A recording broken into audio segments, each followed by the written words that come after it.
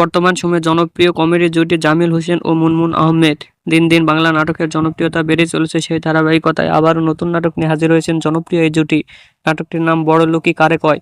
এই নাটকটিতে অভিনয় করেছেন বর্তমান সময়ের আলোচিত অভিনেতা জামিল আহমেদ ও আলোচিত অভিনেত্রী মুনমুন আহমেদ। এই নাটকটি রচনা ও পরিচালনা করেন জুলফিকার ইসলাম শিশির। নাটকটি খুব শীঘ্রই ক্যাপিটাল নাটকের ইউটিউব চ্যানেলে প্রকাশিত হবে। আপনারা দেখতে চাইলে অবশ্যই ক্যাপিটাল নাটকের ইউটিউব চ্যানেলে চোখ রাখুন এবং নিয়মিত নতুন নতুন নাটকের আপডেট পেতে হলে চ্যানেলটিকে সাবস্ক্রাইব করে রাখুন। পরবর্তী ভিডিওর জন্য অপেক্ষা করুন।